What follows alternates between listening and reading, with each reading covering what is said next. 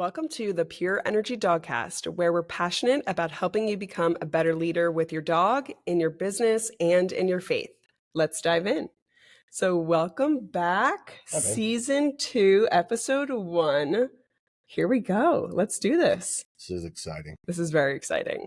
So we are just going to do an intro episode today with my husband, Travis, and myself, Stacey.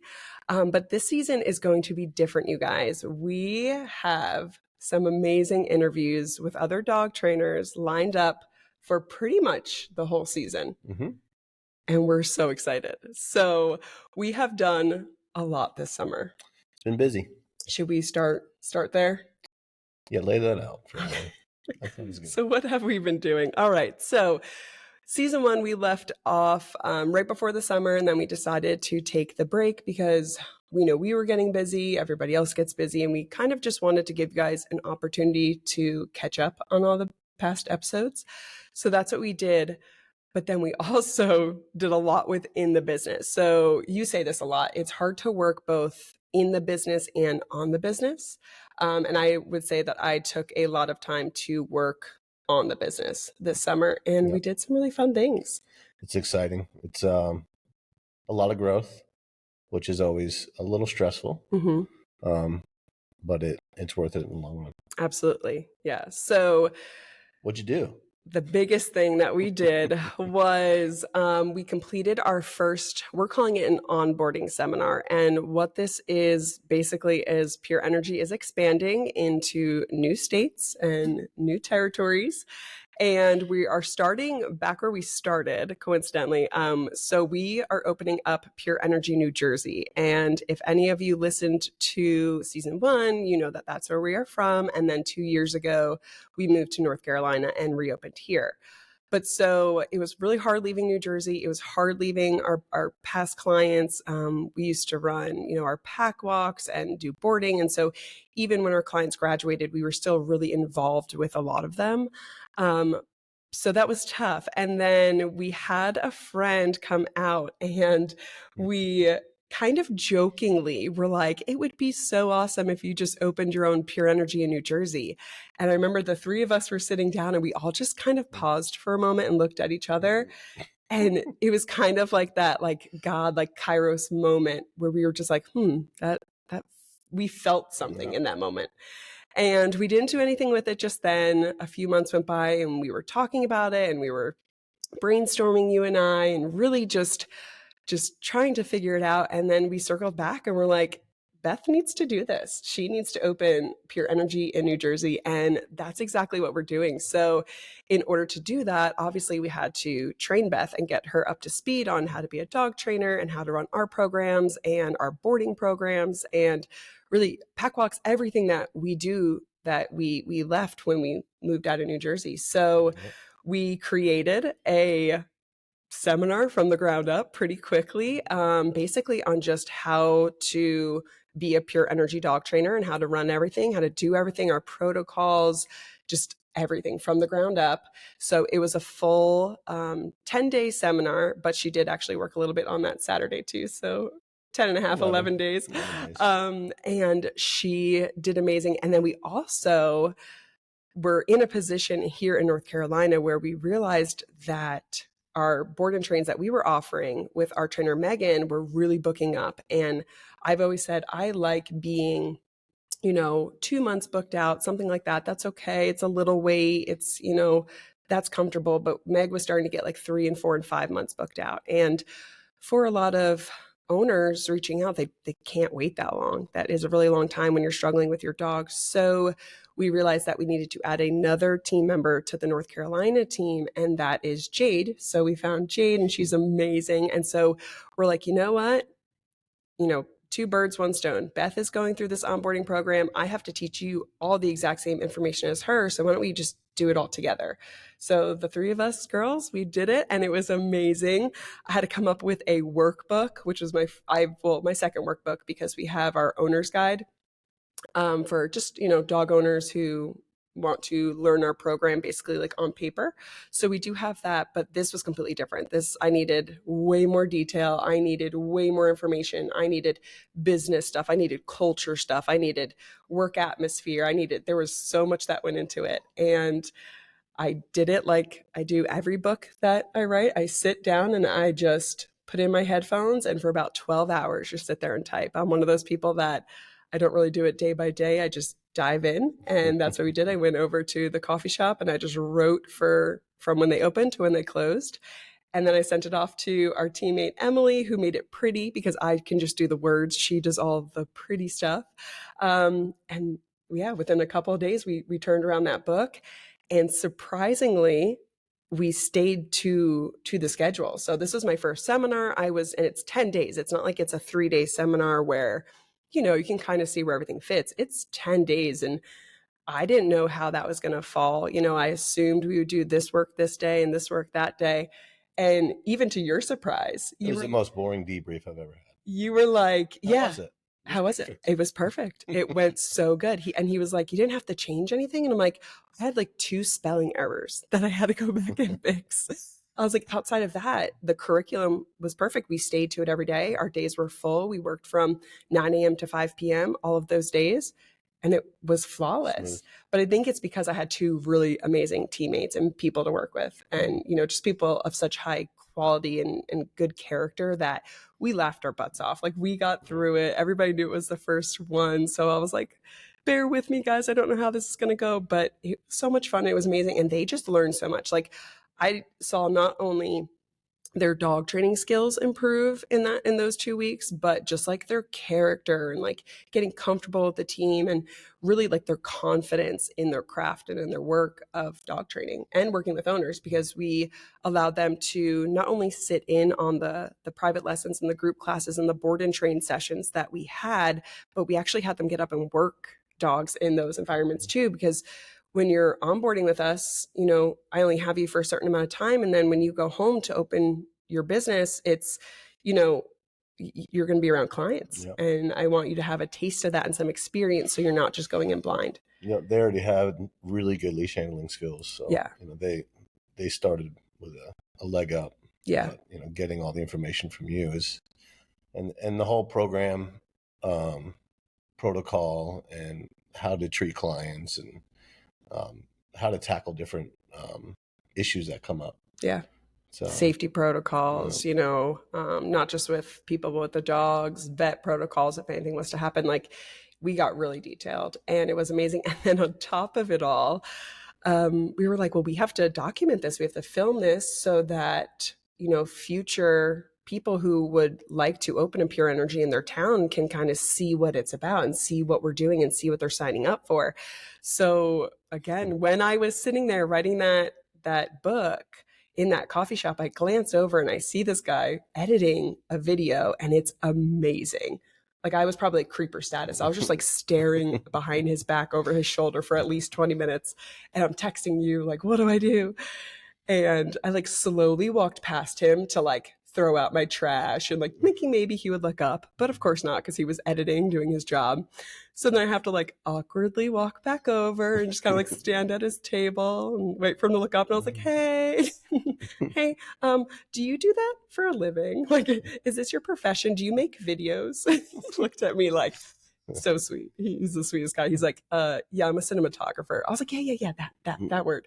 And it turned out that he was available to film with us those 2 weeks, luckily, because he does do a lot of work and he does amazing work. And so not only did the girls have to come in and learn a program and be working with these dogs and be doing all of these things, we filmed the entire thing. And I'm not talking like running around with our cell phones, just taking production. Like footage with my phone, multiple cameras, lights everywhere, mics, the whole thing. Even I, who have shot an online course before and was kind of already used to that, even I was a little bit intimidated. Yeah. So we got through it, but they did amazing. So that is the biggest thing that we did when we took off, just for the summer for the podcast, because I needed to really spend all of my brain power and energy on that. And I'm so happy that we did, because we are going to keep expanding. So if you're listening to this and you are interested in dog training, but you know nothing about it, you would love to work with our company, this is a really great opportunity. You don't have to be local. I mean,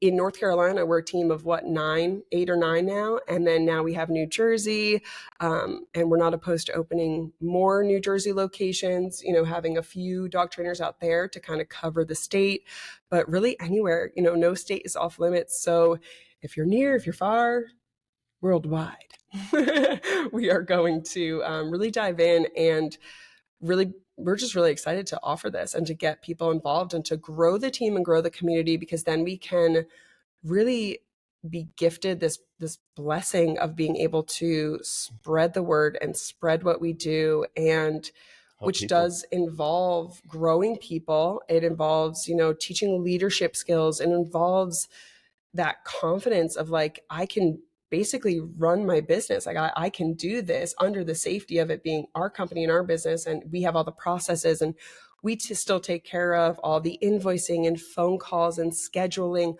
all the things that dog trainers typically hate doing, because that's not what we want to do. We want to train dogs and work with people. So our company still provides all of that. And then these trainers are just scheduled. They give us their schedule. We fill dogs. We do all the things. We do the marketing. We do everything for them. And then they run the sessions. They train the dogs and they work with the people. So it's pretty amazing. Yeah, it's pretty amazing. It's something that honestly, I wish I had when I started, because I probably would have been like, I don't need to totally reinvent the wheel. I'm just going to jump in right here. Yeah. But I didn't know of any options like that. And I just want to throw out there too, it's not a franchise. We've gotten a lot of messages about that. We had considered it. We thought about it, but something about, and I could be wrong, but something about the idea of franchising with a dog training business just kind of like, I knew God was telling me no. Like that was not, I was clearly not getting a yes with that one. And for me, it was more so, I feel, and not knocking any franchises because they're all over and they do great. But for me with dog training, I just kind of felt like if I franchised, we're like, okay, somebody paid me money, they bought my program, and then that was kind of it. I didn't really have to do much with them. I feel like there's so much room for error there, because we're handling living creatures and humans, and there's so dilutes it a little. Yeah, there's so much, and especially with our company, how we're so big on culture and we're so big on our faith and we're just so big on core values. Yeah. And being a team, which is really more like a family because we spend so much time together and doing things. It's like, I didn't want to quote unquote franchise and just have, these little pop-up Pure Energies that I have no idea how they talk to clients and how they run things. Nope. So again, now keeping it all in-house, we're able to not only see those communications, but help them and coach them and say, hey, this came through, like, this is, a really good way to answer that aligns with our core values. And this is why, and, really just giving that support, I feel like is going to help a lot of people. Yep. It also keeps the line of communication open for growth and further education for those trainers. Absolutely. So that was the big thing. At least for me, that was like the best, but also like the most draining, because it just took so much in on you, because as I'm doing these longer days, longer hours, you got stuck on kid duty. Yep. Because again, this all happened so fast. So when I scheduled this, you guys, I didn't look at the kids' summer camp schedule. So I thought they were in summer camp, and I was like, you know what? It's fine. I'll work, but then I'll pick up the kids. Trav, it won't even affect him. Everything is fine. But I didn't realize that they have a week off between summer camp and when school started. And that happened to be one of the weeks of my seminar. So you had a whole week with the kids home. It's all good. And he works from home, so he could not escape it. We had fun. Yeah. And we had an amazing babysitter come over and help out too. Yeah, so she helped out a ton. Huge help. What about the rescue? Oh gosh, yeah. We've done a lot. I was like, this is going to be a really short episode. We're just going to like bada bing, bada boom, say a couple of things and jump off. But yes, we did do a lot. So with our rescue, we are officially a 501c3. So kind of going back, I mean, some of the people that have been with us for 8 to 10 years know that in New Jersey, I ran a rescue. I called it Saveable, but it wasn't like a 501c3. It was just like, something I did to help out shelter dogs. So we're doing the same program here, but it is official. It's legally a 501c3, which means you can donate and have that be a tax write-off. We officially have like those letters like stamped and signed for you. Like I got a book this thick of legal paperwork. And I was like, whoa. And he's like, you need a board. And I was like, a what? Right. So it is for me just as, a business owner, I call it adulting. I'm like, wow, like adults have boards. This is great. So it's really amazing. We are, pulling dogs. So basically what we do is right now it's small. I can only do one dog at a time, but the hopes is to, again, with expanding into the training company into new states and territories, then if any of them are interested in continuing the rescue program out there, then the rescue can grow, right? And we do have really big plans in the future for how to support that and how to help the rescue grow, because basically we just want to save more dogs. And really where it comes from is there's so many dogs in shelters. They're just completely overcrowded. I used to work at an animal shelter, so I know firsthand how frustrating and heartbreaking it can be when you're just getting dog after dog after dog and you physically don't have the kennels, you don't have the space. Mm-hmm. And then what happens is you have to start euthanizing dogs or turning dogs away, and then they end up on the streets. And it's not the right answer. It's not a good fix, but currently with how the shelter system is set up, it is the only answer. That's what they have to do. So our hopes is to be able to alleviate some of that burden and some of that capacity by taking some of those dogs that are a good fit for our program and training them. So they come and they live with me anywhere from like 1 to 2 months. It's like a 1 to 2 month board and train, we call it. We completely train the dog on our entire program and then some. And then we wait for the right owners to come along and then adopt them into that family. So we also train the owners when they adopt them how to maintain everything at home. Because again, I want to make sure that when these dogs go to their new homes, that they're going to continue that structure and support so that the dog stays fulfilled. And then that way the dogs don't get returned because they're a beautiful fit and they blend into the family and everybody basically lives happily ever after. So we adopted out Levi and he's doing amazing. He was our first rescue dog since moving out to North Carolina, and his story is kind of cool because he went to a lady who now Levi's officially her service dog, and he detects her seizures before they happen, which is really, really amazing. So it was like not only did he get that second chance, but now this amazing human has this tool and the support system and this buddy that she takes everywhere who is helping him and is really, doing a job and serving a purpose. So that's really amazing. And then we had a next one, which was Sam. So if anybody's ever heard of the phrase, it's called a foster failure. That's Sam. So Sam came in and I just fell in love with his like stupid little face. Like it is just, he's a funny looking dog. He's a dog that a lot of people were like, oh, you're keeping him? And I'm like, look at that face. Like, how could you not? His face is kind of crooked, he's just a mix. He's like a boxer shepherd mix, but he's got like a little crooked smile and his like big bulgy eyes. He's a funny looking guy. Looking. To me though, he's beautiful. It is one of those things where I'm like, it's kind of like a mom. Like you're just like, you're so beautiful. He's super cute. His personality is amazing. And that's why we kept him. It was really like, he's our family dog, but I bring him into work a lot now because he's so neutral around other dogs, which is exactly what Ollie was, our dog who's now almost 12. So he's retired. He's old. He's got arthritis. He's living his best farm life, but he can't really socialize with other dogs anymore. He's just too old and slow.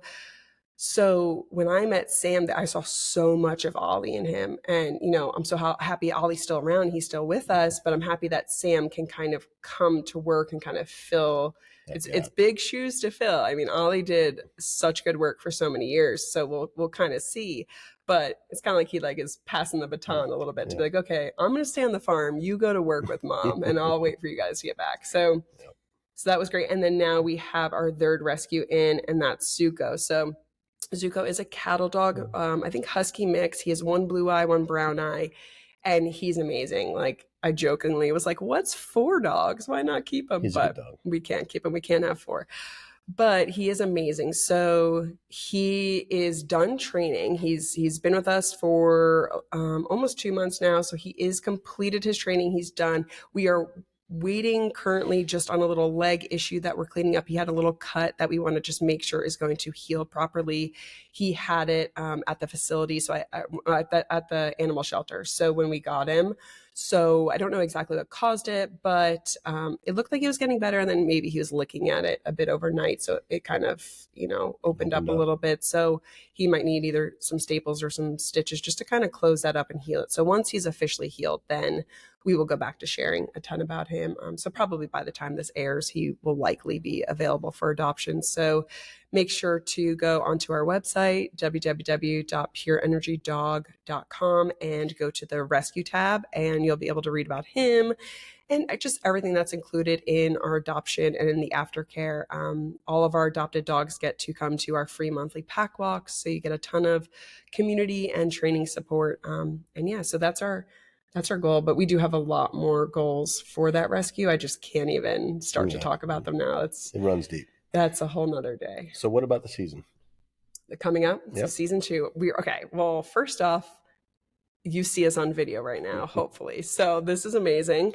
We tried to get video up last season, and we're brand new to podcasting. So for us, it was a lot harder than we thought. We were able to get the audio version out last year, but we were struggling with the video version, which is what we really wanted. We were like, that would be so cool.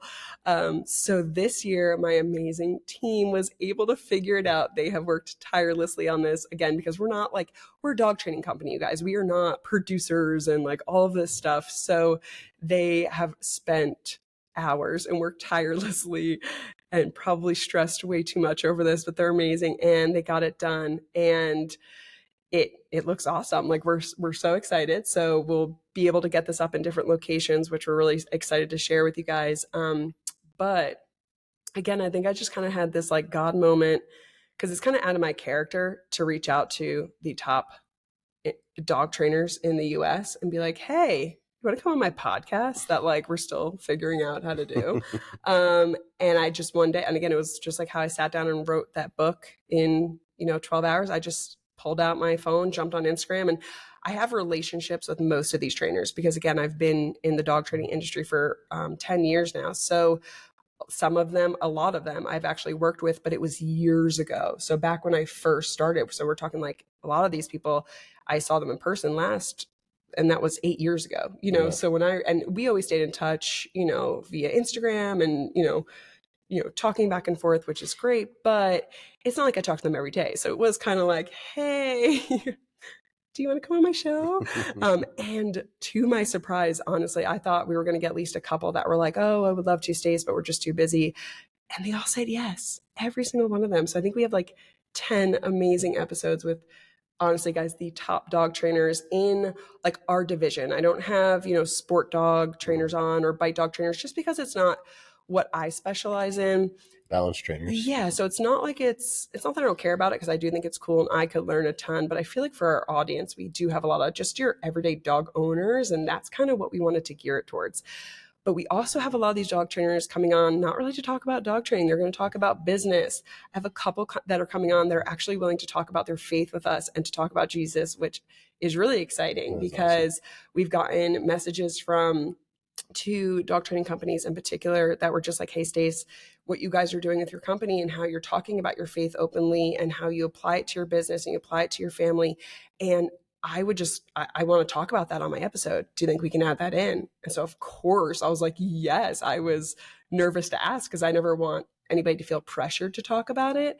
But obviously, it's a huge part of our lives. And I do think it's something that we need to use our platform to talk about more, as just whatever you believe in, whatever your faith is. And I'm really excited. So again, there's some top dog trainers on, and we're honored and blessed. Again, the fact that they all said yes, and we were able to get them on the schedule, and everybody, it wasn't that hard. Everybody, it just worked. Yep. The days lined up and it worked. And they're email me here. We got this. We set them up and we're doing it. So it's going to be amazing. We're going to talk about how to improve your business. We're going to talk about dog ownership. Obviously, we will talk about that for all of our dog owners that are following us, but then also again faith. So it's a wide variety, but they all do It blend. dovetails. Yeah, they all dovetail, they all blend. One really piggybacks off the other. So we're really, really excited. It's gonna be great. It's gonna be great. So I think that's it. I think that's pretty much season 2 and this past summer in a nutshell. Did we leave anything out? Buckle up. It's going to be great. All right, guys. So tune back in next week for our first interview, which we are so excited to share with you guys. I'm not saying anything about who we're having on. You guys have to wait.